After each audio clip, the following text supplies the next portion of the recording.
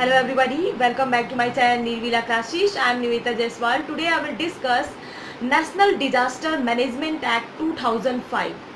क्या होता है उसके बारे में हम लोग डिस्कशन करेंगे। इसे हम लोग हिंदी में आपदा प्रबंधन अधिनियम कहते हैं।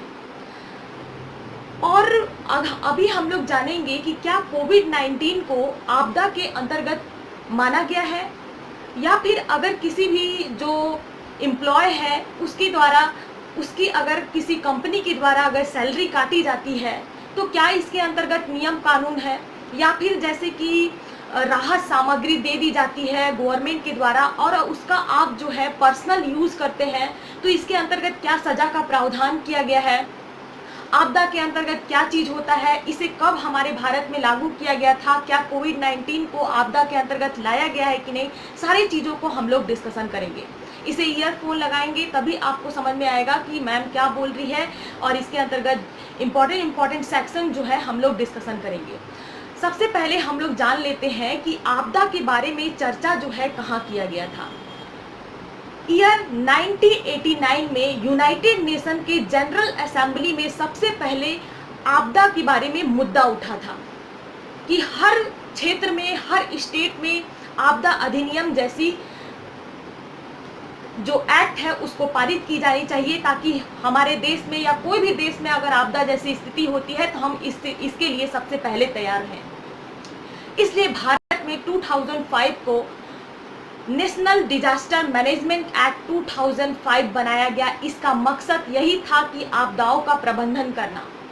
आपदा के अंतर्गत क्या हो सकता है, आपको तो सबसे पहले आपको ये जानना चाहिए कि आखिर आपदा होता क्या है।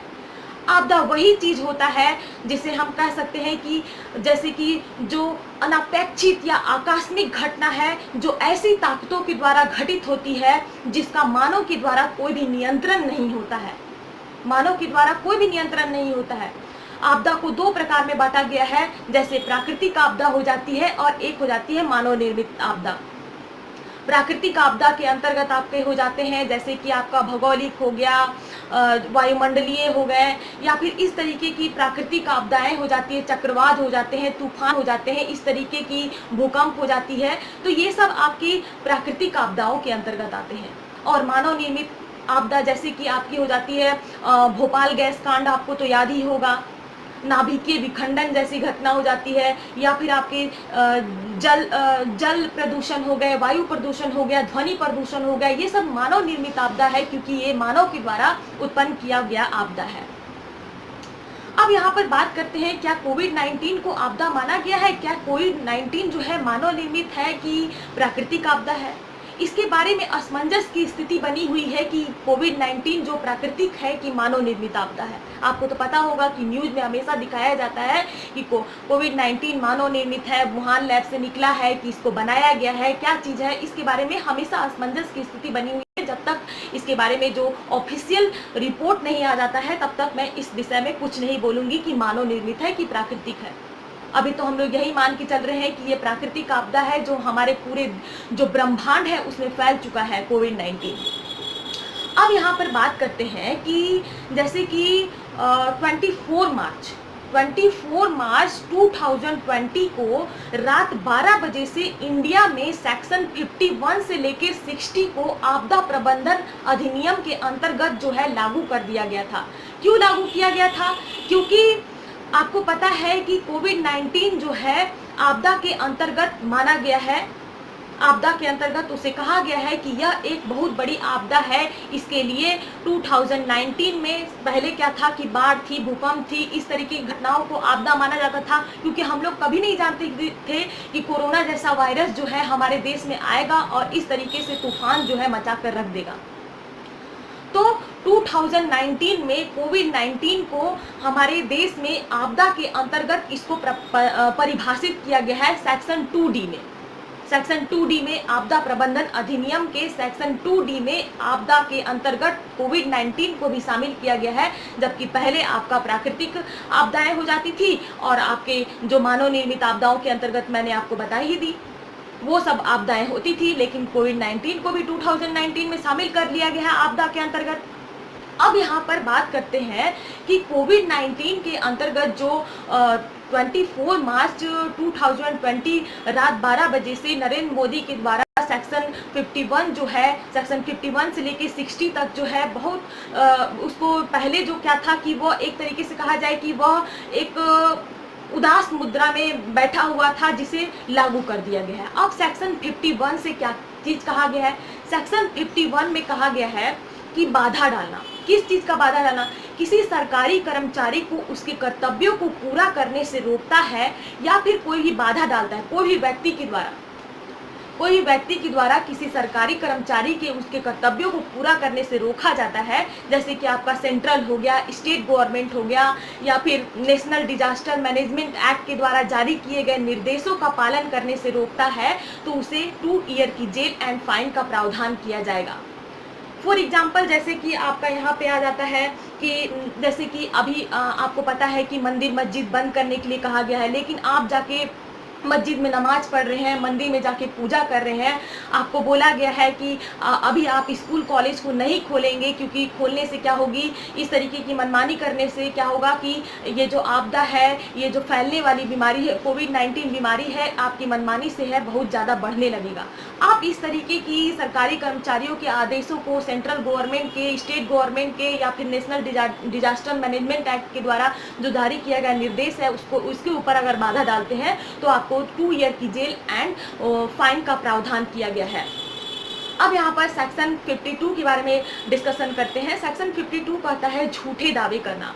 अभियुक्त ने क्या किया कि लाभ देकर, लाभ मीन्स कि हो सकता है किस तरीके का लाभ हो गया, राहत हो गया, सहायता हो गया, या मरम्मत हो गया, या निर्माण हो गया, या अन्य फायदे का दावा देकर, जो कि झूठा है। क्या करते हैं कि अभी आपको पता है कि मुंबई में कितने सारे मजदूर लोग फंसे हुए हैं, कोई व्यक्ति आता है, उसको झूठी सहायता का दिलासा देकर उसको कहता है कि चलो मैं तुमको ले चलूंगा करके, और रास्ते में छोड़ देता है, और झूठा दावा करके और उसको ले जाता है और रास्ते में छोड़ देता है। इस तरीके से क्या होता है कि वो मजदूर तो मुंबई से आ भी गया और ऊपर से रास्ते में उसको आपने छोड़ भी दिए। तो इस तरीके का अगर कार्य करते हैं तो आपको 2 ईयर की जेल एंड फाइन का प्रावधान किया गया है। एंड सेक्शन 53 क्या कहता है? नेशनल डिजास्टर मैनेजमेंट एक्ट के अंतर्गत सेक्शन 53 कहता है कि धन सामग्री का दुरुपयोग। आपको पता है कि सरकारी विभागों के द्वारा, जो हमारी नरेंद्र मोदी सरकार है उसके द्वारा बहुत सारी सहायता प्रदान की जा रही है, जैसे कि जो बीपीएल हो गए या फिर एपीएल हो गए, उन जो मजदूर हैं, मनरेगा के मजदूर हैं, उन लोग को जॉब दिया जा रहा है, उन लोग को मनरेगा के तहत कार्य दिया जा रहा है, और जो बीपीएल है, एपीएल है, उनके अंतर्गत उसको चावल दी जा रही है, दाल दी जा रही है, इस तरीके की उनको सहायता प्रदान की जा रही है, गेहूं दी जा रही है। और आप क्या करते हो कि आप जो है दिए जाने वाले चावल और गेहूं का क्या करते हैं, पर्सनल यूज कर लेते हैं, या फिर उसको गरीबों में न देकर उस राशन को आप क्या कर रहे हैं कि ब्लैक में बेच दे रहे हैं। इस तरीके का अगर कार्य कर रहे हैं आप, तो जो आपका उसके अंतर्गत आपको 2 ईयर की जेल एंड फाइन का प्रावधान किया गया है सेक्शन 53 के अंतर्गत। अब यहाँ पर सेक्शन 54 क्या कहता है? झूठी चेतावनी या अफवाह फैलाना। आपदा के बारे में आप क्या करते हैं कि एक व्यक्ति, जबकि उसको कोरोना है भी नहीं, और आप क्या कहते हैं कि तुमको कोरोना हो गया है, और जाके चारों तरफ मोहल्ले में फैला देते हैं कि ये व्यक्ति को जो कोरोना हो गया है। और इस तरीके का झूठा, अगर आप आपदा के बारे में गलत जानकारी फैलाते हैं, अफवाह फैलाते हैं, या फिर आप झूठी चेतावनी देते हैं, झूठी अफवाह फैलाते हैं, तो इसके अंतर्गत आपको 1 ईयर की जेल एंड फाइन का प्रावधान किया जाएगा। ओके। एंड सेक्शन 54 के बारे में हम लोग ने जान लिया। सेक्शन 55 क्या कहता है? सरकार के विभागों द्वारा अपराध से संबंधित है। सरकार के विभागों के द्वारा कोई भी अपराध किए जाते हैं, उससे संबंधित है आपका section 55 national disaster management act के अंतर्गत सेक्शन 55 यही कहता है। एंड सेक्शन 56 क्या कहता है? सरकारी अधिकारों के कर्तव्यों के पालन में असफलता। कोई भी गवर्नमेंट एम्प्लॉय है, गवर्नमेंट ऑफिसर है, या फिर गवर्नमेंट के द्वारा कोई भी निर्देश है या फिर आदेश है, उसका पालन नहीं किया जा रहा है। अब क्या है कि जैसे कि जरूरी नहीं है कि हम नागरिक ही गलती कर सकते हैं, हो सकता है गवर्नमेंट एम्प्लॉय भी गलती करे, गवर्नमेंट ऑफिसर भी गलती करता है। गवर्नमेंट के द्वारा कोई भी निर्देशों का पालन नहीं किया जा रहा है, तो उसके अंतर्गत भी आपको 1 ईयर की जेल एंड फाइन का प्रावधान किया गया है नेशनल डिजास्टर मैनेजमेंट एक्ट के अंतर्गत। ओके। सेक्शन 57 क्या कहता है? सेक्शन 57 कहता है कि मांग के संबंध में किसी आदेश का उल्लंघन, मीन्स कि नेशनल डिजास्टर मैनेजमेंट एक्ट 2005 का सेक्शन 65 के अंतर्गत राष्ट्रीय कार्यकारिणी समिति, राज्य कार्यकारिणी समिति, जिला कार्यकारिणी समिति को शक्ति देता है कि वह किसी भी संसाधन, वाहन या भवन की आवश्यकता पड़ने पर उसकी मांग की जा सके। तो सेक्शन अगर वो पूरा नहीं करता है तो सेक्शन 57, यहाँ पर सेक्शन 57 सबसे पहले मैंने 65 के बारे में चर्चा की, इसके बाद में 57 के अंतर्गत यदि कोई ऐसा आदेश का पालन नहीं करता है, विफल हो जाता है ऐसे आदेश को पालन करने में, तो 1 ईयर की जेल एंड फाइन का प्रावधान किया जाएगा। अब यहाँ पर बात करते हैं किस तरीके की भवन एवं वाहन की बात कर रही है मैम। आपके मन में यह सवाल उठ रहा होगा, तो मैं आपको बता देती हूँ कि आपको पता है कि कोविड-19 की आपको यहाँ पर वैश्विक महामारी कहा जाए कि इस तरीके की महामारी है कि इसके लिए बहुत सारे रुपयों की आवश्यकता है, इसको रोकने के लिए भवन की आवश्यकता है, वाहन की आवश्यकता है। आपको पता है कि अभी एम्बुलेंस की आवश्यकता है कि ताकि मरीजों को अस्पताल ले जाया जा सके, हॉस्पिटल ले जाया जा सके। एक भवन की आवश्यकता है, ताकि स्कूल कॉलेज की आवश्यकता है, ताकि लोगों को क्वारंटीन रखने के लिए उन लोगों को प्रोवाइड किया जा सके, क्वारंटीन रखने के लिए होम प्रोवाइड किया जा सके। 14 दिन का आपको पता है कि कोई भी व्यक्ति में कोरोना के लक्षण पाए जाते हैं तो 14 दिन का क्वारंटीन रखने के लिए उन्हें भवन की आवश्यकता पड़ती है। तो आप स्कूल से, कॉलेज से या फिर होटल से मांग सकते हैं। आपको पता है कि अभी डॉक्टर्स लोगों को रेंट से निकाल दिया जा रहा है, अपार्टमेंट से निकाल दिया जा रहा है, क्योंकि वो लोग क्या कर रहे हैं कि कोरोना पॉजिटिव लोगों का चेक कर रहे हैं। तो उन लोगों को, सभी लोगों को लगता है कि ये भी व्यक्ति जो है कोरोना पॉजिटिव होके आएगा, इसलिए वो अपने घर में रखना नहीं चाहते हैं।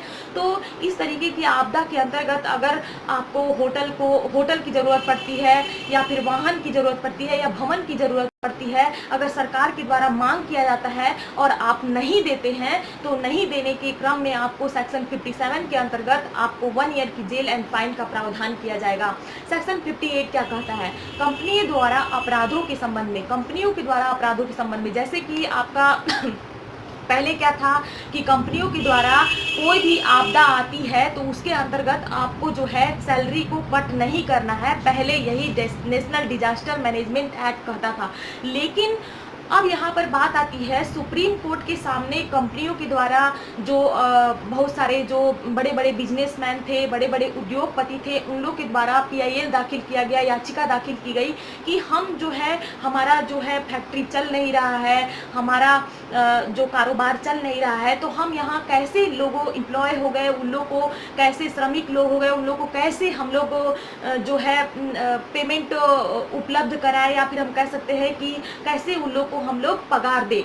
तो यहाँ पर सुप्रीम कोर्ट को भी मानने पे, समझने पे उनको भी मजबूर कर दिया और कहा कि कंपनी जो है अब यहाँ पर वो अगर सैलरी कट करती है तो उनको जिम्मेदार नहीं माना जाएगा, क्योंकि कोविड-19 की ऐसी वैश्विक महामारी आ गई है कि आपको यहाँ पर पता है कि स्कूल, कॉलेज, यहाँ तक की सारी कंपनियाँ, यहाँ तक की सारी फैक्ट्रियाँ, यहाँ तक की सारी रेल, आपकी बसेस या फिर सारे जितने भी जहाँ पर श्रमिक काम करते थे, लघु उद्योग हो गए या फिर दीर्घ उद्योग हो गए या फिर कितनी भी बड़ी बड़ी कंपनियां क्यों नहीं हुई, कपड़े कारखाने जितने भी थे सारे बंद हो चुके हैं। तो यहाँ पर अगर सैलरी कट भी किया जाता है किसी भी व्यक्ति के द्वारा, तो यहाँ पर कोई भी कंपनी या फिर कोई भी उद्योगपति या फिर कोई भी जो बड़ी कंपनियां हैं वो जिम्मेदार नहीं होगी, क्योंकि वो भी मजबूरी में है। ओके, तो यहाँ पर सेक्शन 58 के अंतर्गत आप कार्रवाई नहीं कर सकते हैं, क्योंकि जो सुप्रीम कोर्ट के द्वारा यहाँ पर दिशा निर्देश जारी कर दिया गया है।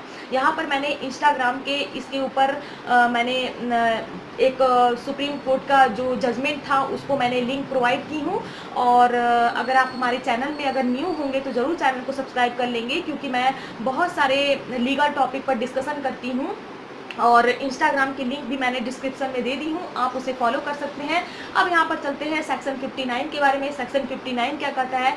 Section 55 and 56, section 55 and section 56 के मामलों के अभियोजन के लिए पूर्व मंजूरी।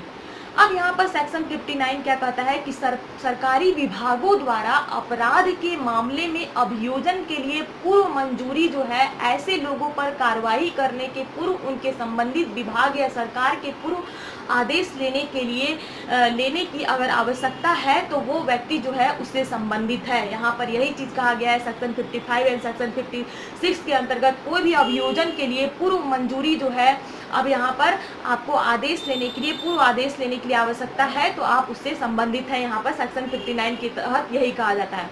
एंड सेक्शन 60 क्या कहता है? सेक्शन 60 जो है न्यायालय द्वारा अपराधों के संज्ञान के संबंध में, यहाँ जैसे कोई भी अपराध किया जाता है तो उसके अंतर्गत नेशनल डिजास्टर मैनेजमेंट एक्ट 2005 के सेक्शन 60 के अंतर्गत कोर्ट को शामिल किया गया है। कोर्ट के द्वारा यहाँ पर अपराधों के जो भी संज्ञान होते हैं उससे संबंधित यहाँ पर सेक्शन 60 को बताया गया है।